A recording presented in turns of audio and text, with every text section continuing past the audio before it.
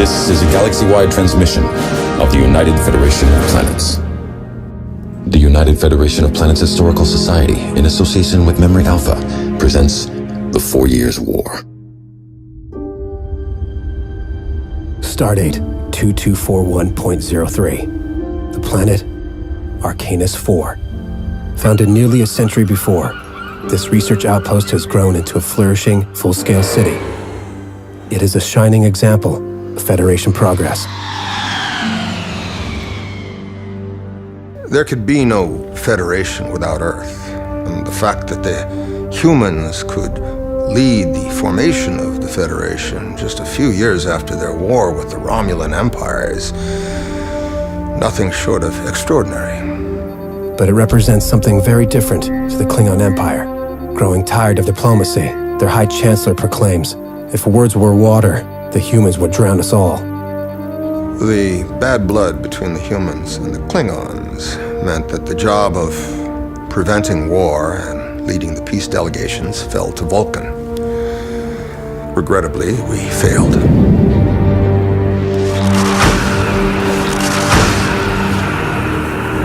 For 12 hours, the Klingon disruptors do not stop.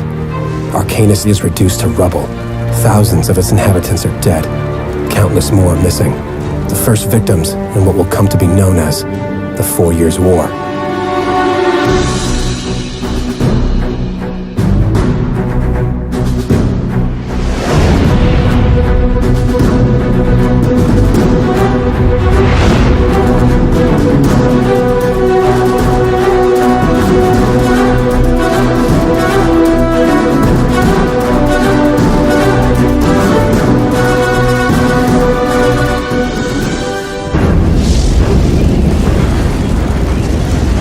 They've been expanding their empire for 200 years before the Federation was formed.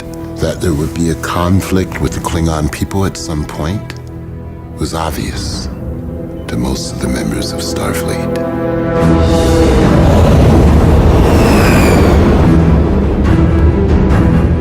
The Klingons were certain that they could merely take anything they wanted. Starfleet's early losses did little to dissuade them of that notion.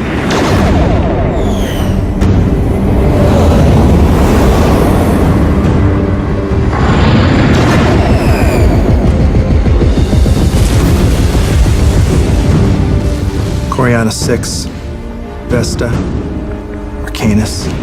We took some major beatings the first 6 months. For most of that first year, our mission was just to slow them down while we fell back.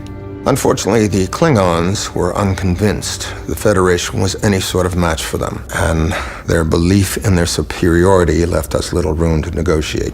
Well, at that point, about the only thing we were doing that impressed the Klingons was dying well. And there was plenty of that. The Klingon Supreme Commander, the architect of the invasions, was a warlord named Karn. Karn the Undying is what they called him. The Klingons revered him, with good reason. Vulcan intelligence is, if I may say, unparalleled, but even for us, he was a mystery. It wasn't until the formation of the Federation that the High Council began to take Earth seriously. And even after the Federation was formed, many on the High Council thought it as a mere political alliance. Starfleet was never seen as a match for the Imperial Navy. Certainly not one that would impede the growth of the Empire. Their whole civilization, their whole culture, is a monument to the art of war.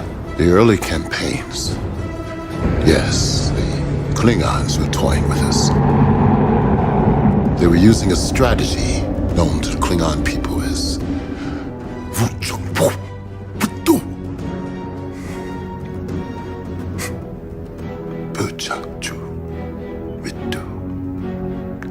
which loosely, roughly translates as the strategy of least respect.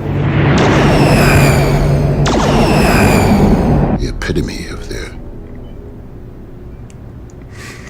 arrogance, a occurred during the ambush of Inverness 5.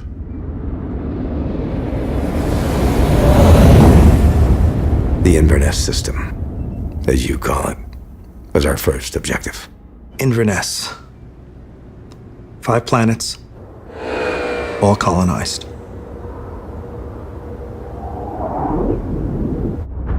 Stardate 2243.3, the highly populated dilithium-rich planets of the Inverness system. For your kind, those planets are merely a source of dilithium. For us, those planets are sacred. Goddamn Inverness 5.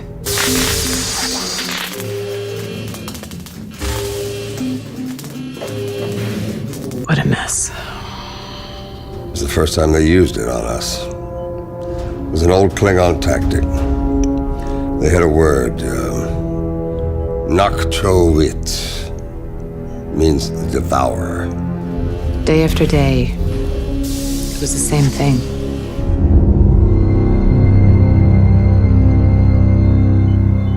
I'd get called in to support some kind of counterattack. By the time I got into orbit, my orders had been changed. Attack called off. Battle was already over. We'd pull out of warp into a junkyard. Fragments of starships bouncing off my hull. Fragments of the crews as well. 18 starships destroyed. Pick up the survivors, beam them up. We'd be beaming them up, and one of two things would happen. The transporters would blow out, or the Klingons would show up and start shooting. I could look down from orbit and see trails of smoke.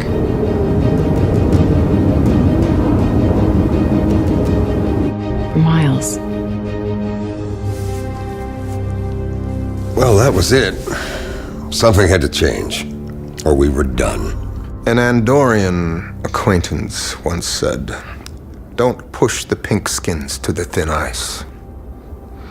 Wasn't very eloquent, but the Klingons found it to prove quite prophetic.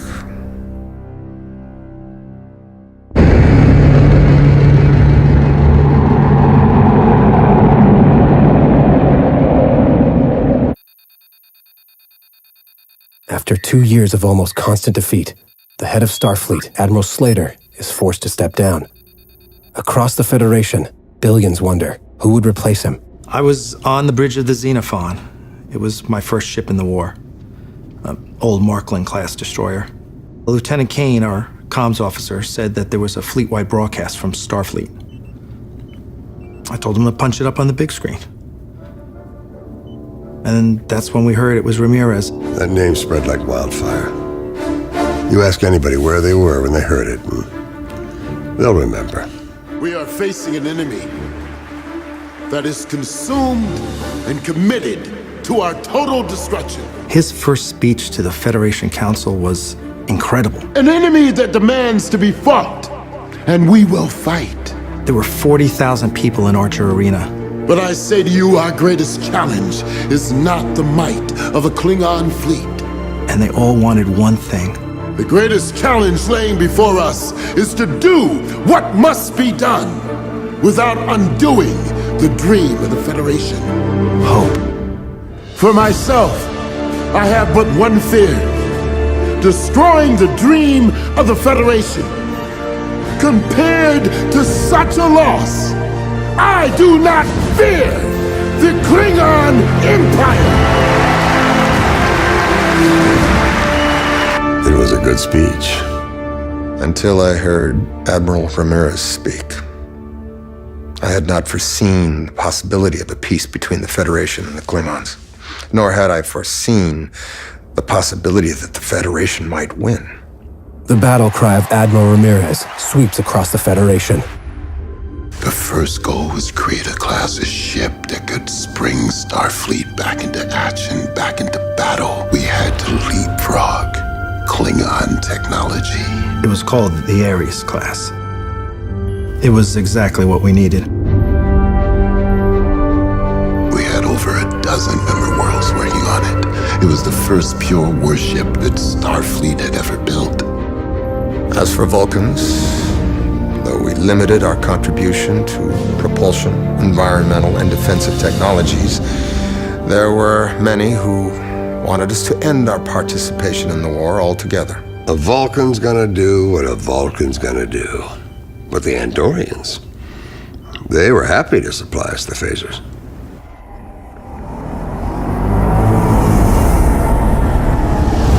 Stardate 2244.1, near the planet Cygnus 3. There will always be detractors who think you're taking the initiative too soon, that you're rushing the offensive. I disagreed. The leadership of Admiral Ramirez is a welcome change, but his grand plan has yet to be tested in battle. We had the ships, and we had a core of battle-tested commanders. It was time to take the initiative. Well, that was Ramirez's first roll of the dice. And they landed exactly the way we wanted them to, the way we needed them to. The code name was Operation Pegasus.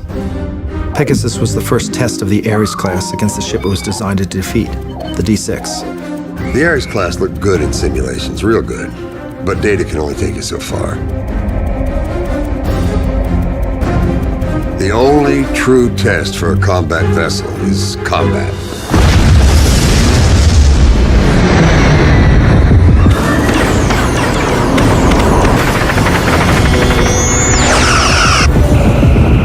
The new Federation ships were unexpected.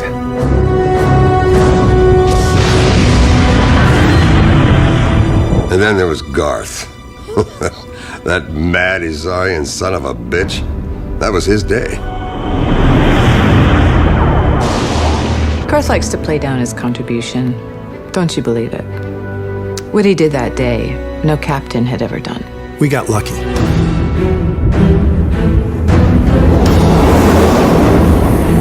It was Sonya's maneuver that gave me the opening. Sonya pulled a feint to starboard.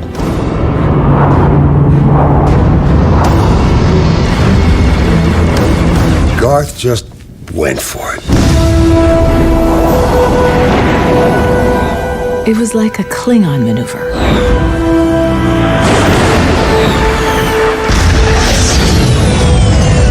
It was a new ship. They said she was tough. I want to see what she could take. After the Battle of Cygnus 3, our ship captain started giving the Federation its due as a worthy adversary.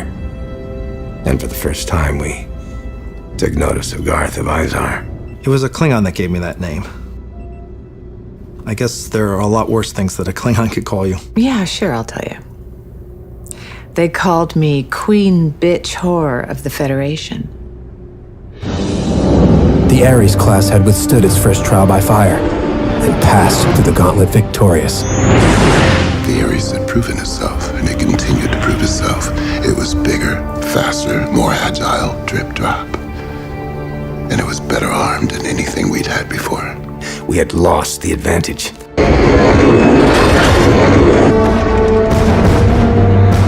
At the time, Starfleet crews preferred to fight among their own kind. Crews might be Andorian or Tellarite or Vulcan or human, each of which had their own strategy and tactics. One never knew who you were fighting. And knowing one's enemy is the first rule of war. With the launch of their newer ships and the experience their commanders had gained, our progress was slowed.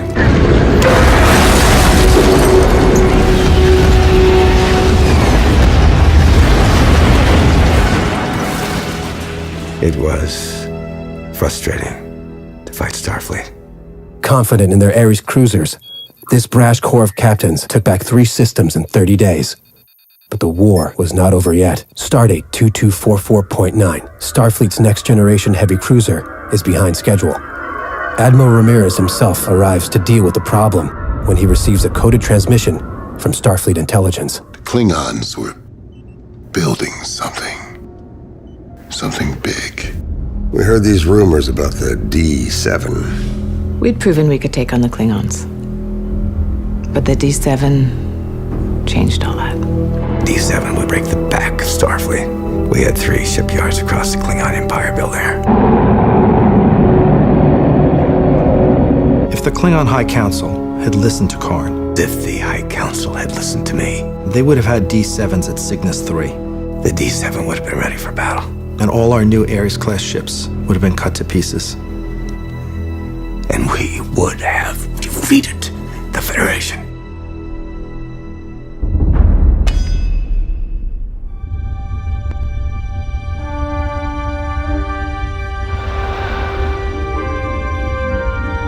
It had become an arms race, a war of technology.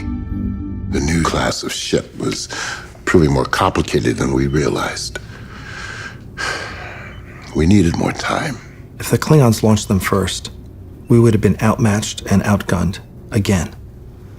And by now, the Klingons had learned better than to squander that advantage. I needed another option. I went to my 3 best captains, Garth, Ribot, Trask, and I asked them each for a plan of action. The Admiralty had 3 different plans. The first one wasn't worth spit. The second one was a good plan, solid plan. But the third was Garth's. Garth asked me, out of the blue, if we could have a drink. That's when I told her I had an idea for a battle plan. My first reaction, let me just say this. I was really glad we were drinking. Garth and Sonia came into my quarters. I showed him a rough outline of my plan, and I said, "What do you think?" Sam sat there. He looked at it, and then he looked at me. And he said, 100% insanity. A bloodbath waiting to happen. That was Axanar. Axanar. Its capture would put the Klingons within striking distance of Andoria, Teller Prime, Vulcan, and Terra. It is the heart of Federation space. Further, Karn's spies discovered that Starfleet's next-generation heavy cruiser is being built in orbit over Axanar. This is his chance to destroy Starfleet's only match for the D7. Garth of Izar knows Axanar is a target that Karn cannot refuse. When Garth first presented his plan to battle the Klingons on Axanar, my first thought was how far he'd come. I mean, he was always an extraordinary explorer before the war. But I knew, in his heart, he was first a soldier. "We didn't sign up to be warriors. That's not what Starfleet's about. We proved that we could do what we needed to do to defend the Federation. I'm proud of everyone who I served with, especially those that didn't make it back." So I signed off on the plan to end conflict with one final battle. To end it at Axanar. D7 was the ultimate expression of the Klingon warship. Technologically superior to anything in the quadrant. We would launch her and devastate the Federation fleet. Stardate 2245.1. The D7 enters the war.